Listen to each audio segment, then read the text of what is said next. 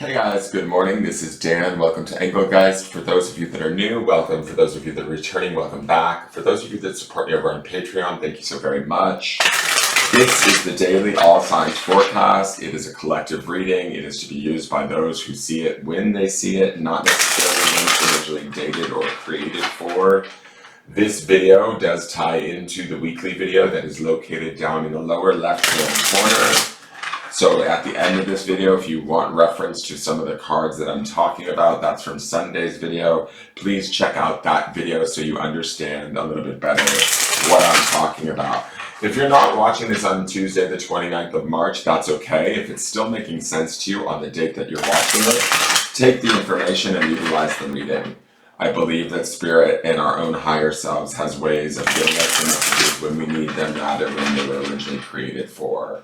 For those of you that regularly follow along, beautiful. Let's just see how this energy is building this week. We share these readings collectively. They can be affecting us in different ways at different times, but similar sort of experiences, even though they might be around a very different situation, similar feelings, that sort of thing. I feel that the human experience is oftentimes more similar than it is different. Let's just say that.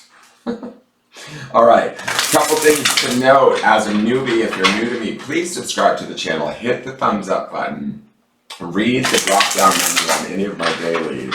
Gives you insight into what decks I'm using, how to follow me on social media, how to book a private reading, and just things I want you to think about when utilizing the channel, okay? And we're just going to get into these cards and see what's in store for us. You guys have to see where these cards best fit in your life. I'm here to empower you, to support you in what you may or may not already know or be feeling. So if something resonates and sounds right, take it, run with it, and make the best of it. Okay? So let's see what's going on. What do the cards want for me today?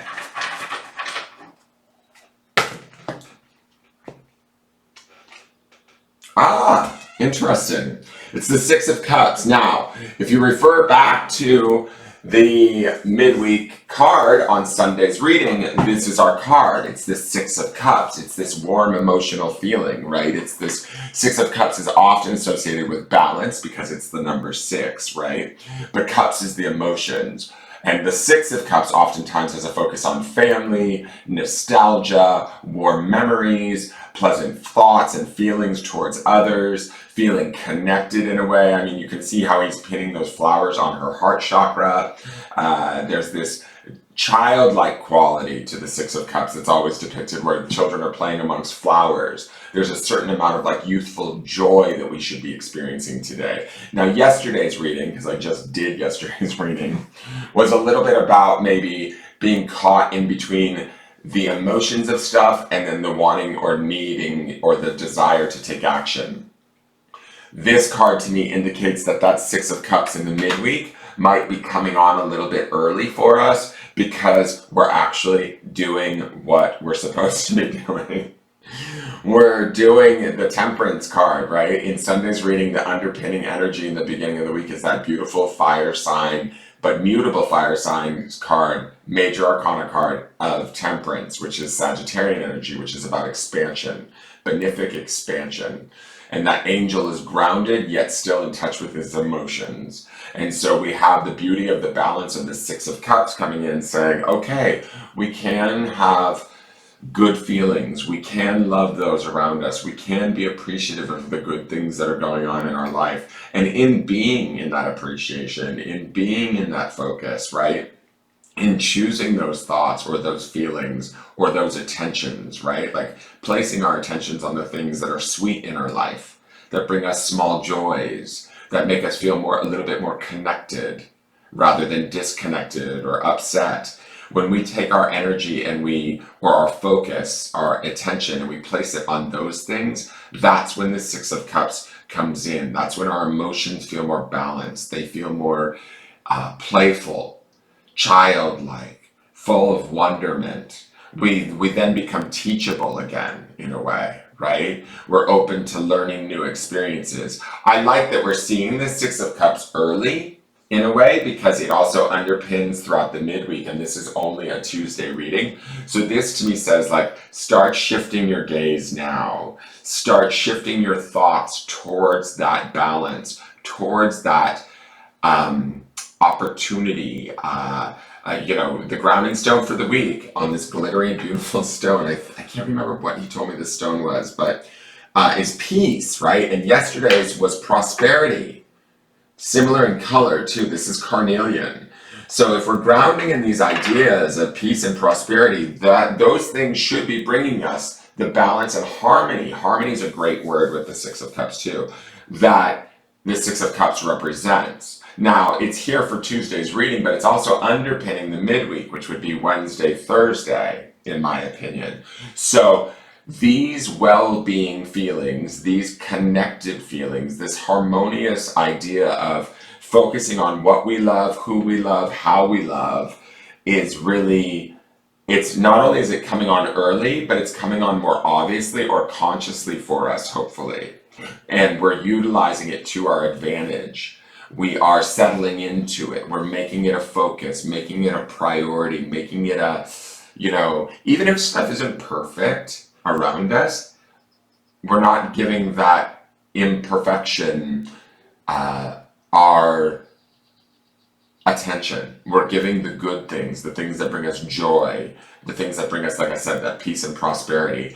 Those are the things we want to attend to. Those are the things that we want to seek out in today's world or in today's day, right? And when we do that, we also have that underpinning foundation of temperance helping guide us in that direction, right? That balance and that peace that temperance represents. But we also have the Six of Cups coming up within us too. So us doing this more consciously and then that at work in the subconscious kind of doubles us down, makes us more powerful. And I don't mean powerful from like an egoic way. I mean from like an emotional space where we're more stable, we're more at peace, we're more appreciative in gratitude, kind of in like compassion and love for those around us, situations we're involved in. This should be a very blissful day. Now, for those of you that are not feeling bliss, get with this bliss, bitch. Like, I mean, I hate to say it, and I mean bitch in the sweetest, in the sweetest form and term, but it's like quit your bitching and move towards something that feels good. That's what these cards are saying. Calmate, güey. Like, calmate and muévete towards pasamiento. I think it's pasamiento. País, like peace. No, país is your country. Move towards paz. Like peace, tranquility, precision. I don't know how to say balance in Spanish, and I don't even need to be speaking in Spanish. I'm just being a goofball. But like seeking out that emotional balance and that well-being, and we should be able to have it today. And if you don't feel as though you have it, get on the bus and take a ride to Balance Land, because it's here for you. It's like so here for you, because not only is it coming into the underpinning of the midweek, it's also that temperance is all about balance, about focus, about where we place our focus, how we place our focus. It's like a gentle placement this week, right? Temperance is not about forcing anything. It's about gently placing our focus on those things that we love, care about, and that move us in nostalgic and in harmonious ways, okay? And this is around any situation, guys. That's why this is an all signs reading. You can apply this to your relationships, to your jobs, to, to the cleaning of your house. Like say you've been like looking at your house going like, I cannot deal with this. Today is the day to get in balance and harmony with it and get it done and be appreciative of it. That's what the Six of Cups is saying, okay? Let's look at the card. We have Enlightenment. I love this card because it looks like a ship that's caught fire. And we've had this sort of theme of fire and water going on so far this week, which I've noticed. We had Temperance, which is a fire sign card, but his foot was on the ground and in the water. Then yesterday we had or the day after that, we had the King of Wands with a weird wave, which you never see water in a King of Wands card, which I thought was interesting. And we had fish, that was inner peace, right? Which is also very watery. Today we're back with water with this Six of Cups, but we also have this flame igniting and moving our boat through the cosmos, right? And the word is enlightenment. Like, to me, it's like the spiritual flame of desire, the goal, the attention, the emotional feeling of well-being might be the thing that sparks this new flame that enlightens us towards this new trajectory or journey through the cosmos or through our universe, towards something that's better suited to us, towards something that just in general feels better, feels more prosperous, feels more peaceful, is more positive. I mean, there's enough going on in this world that we don't need any more naysaying or judgment of ourselves or judgment of others. These cards are saying, no, no, no, don't do that. Open up. Remember, the card for the week, the oracle card for the week is that potential. It's that dormant volcano. It's that sort of idea that we have immense power within us. We get to choose how we channel that power, for destruction or for potential creation, right? Because ultimately volcanoes do create new landscapes even when they erupt. I'm not saying go out and erupt on people, but I'm saying you have the power within you for new creation and opportunity. And these cards feel like they're saying that as long as we keep that focus in that positive way. So let me read enlightenment to you.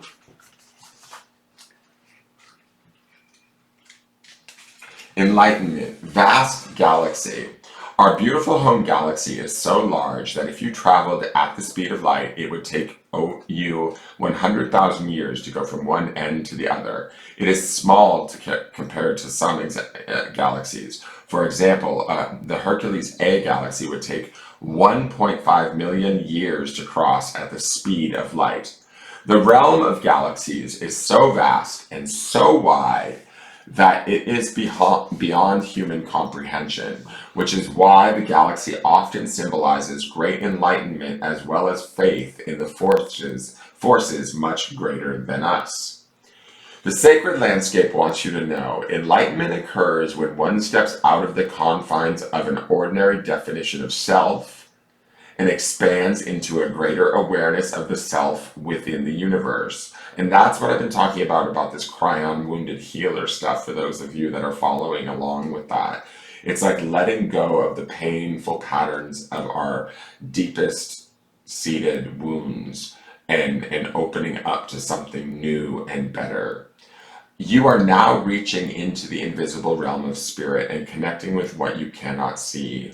Forces beneath the surface are supporting you on your journey. Have faith in yourself. You are so much more than you believe yourself to be. Have patience that there is a plan unfolding. The sky's the limit. This card represents enlightenment and signals that you are entering into a time of expansive transformation in a luminous and remarkable way. Now, I just want to say expansive transformation totally associates with the sign of Sagittarius, which is in that Temperance card, because Sagittarius is associated with Jupiter, which is the planet of benefic expansion. Trust that the changes ahead are for the greater good, for most certainly they are. Okay, guys, I can't be any more clear than that. Let's look at the grounding stone.